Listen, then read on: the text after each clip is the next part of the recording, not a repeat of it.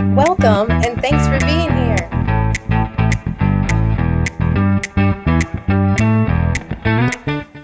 Alright guys, welcome back to another support video.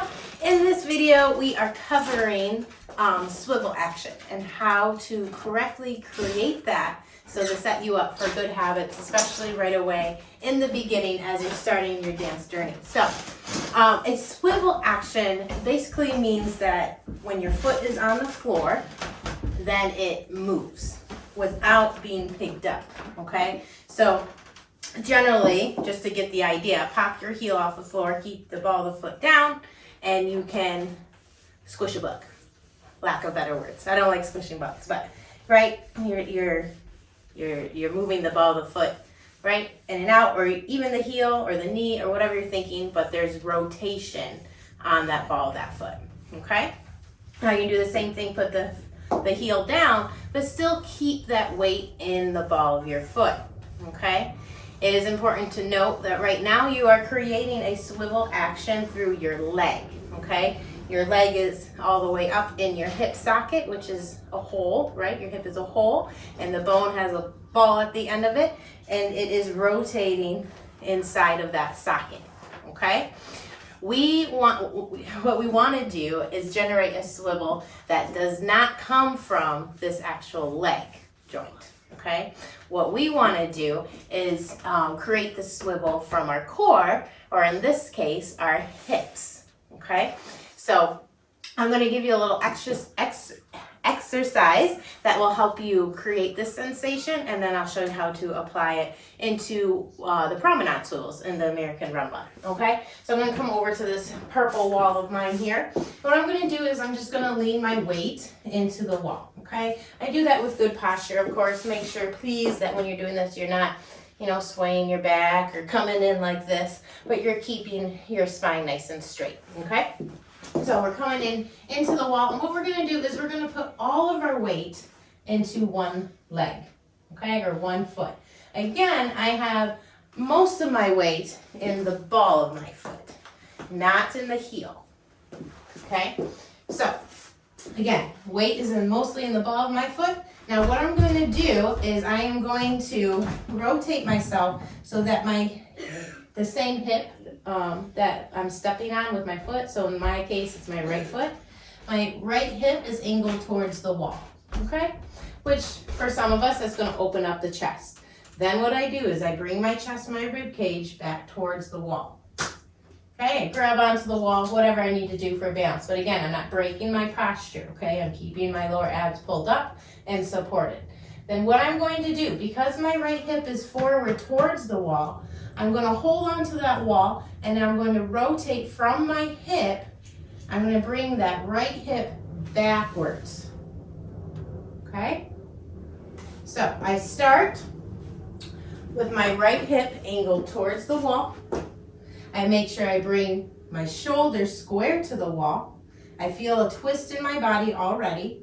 And then what I do, I hang on to the wall for support, and I think about somebody pulling my right hip backwards, okay? Right hip backwards, and that's gonna create that swivel action over that right foot that we had talked about, okay? So I'll do it facing you without the wall. So my wall, you are my wall, okay? I come in with my right hip, hello wall, okay? But I keep good posture, yes? Then I take my shoulders, my rib cage to the wall, and I'm holding onto it for support, okay? If this is too much of a rotation, you can take your hip a little bit further away. It just needs to be angled towards the wall. Then what I do is I squeeze my abs and I take my right hip backwards, okay? And again, that's going to create the swivel action. And why I love this drill is because it's teaching you how to have a strong leg, but to initiate the rotation through the core of the body, which is where we end up dancing from. Not our feet, even though we learned where to put our feet first. We need to move first from our body, okay? So let's try that on the other side. So we have our wall. I'll try to do it away from you this time. Show my hips here, or lack of hips, right? Okay, so we come forward towards our wall, right, with the left hip. I bring my body square to the wall. And then I bring my left hip away from the wall, creating that swivel action. All right? So in Cuban motion, right, we always have a bent leg and a straight leg. Once you have that idea of that hip twisting, your swivels will look really nice, even if you don't have the Cuban motion. So even if my students haven't learned Cuban motion yet, as soon as I teach this promenade swivel, I am already teaching them to move and rotate through the core, okay, versus trying to do it through the feet, the legs. See the difference in the way that looks, okay? So even if you don't have the bending and the straightening of the legs for those swivels, it's still gonna look nice as long as you are moving from the hips, right? What doesn't look nice is when that leg is rotating within the hip socket and the hips are staying still, okay? Which would look more like this. It's really hard for me to do something like that. All right, so again, we want to start, especially when we're new, start creating good habits, right? And the number one rule in dance or in movement in general is move from your core. Now, a lot of times what happens is because we're learning where to put our feet, our body starts to think, oh, that's what's moving first. And before we know it, we turn into these foot dancers.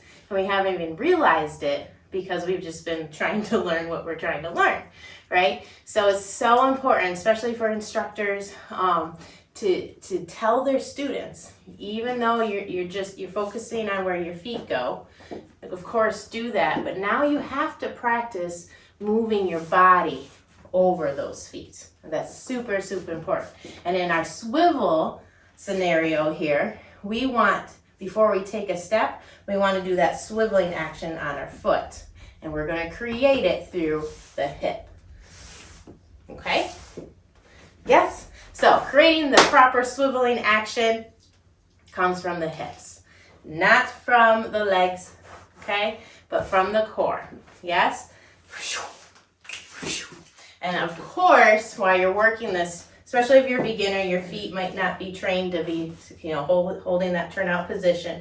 So you really got to work those inside edges as the feet are swiveling, right? So that you don't end up pigeon-toed. Because that doesn't look very nice either, okay? And it's not good for balance. That's really the most important thing. Okay, but that really just covers it up, kind of a shorter video. Again, when in doubt, try to move from the core. All right? Stay tuned for more support videos as they're coming up and out every single month.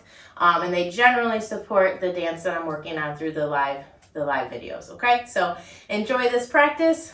Email me, leave a comment if you have any questions, all right? I'll see you in the next video. Bye-bye.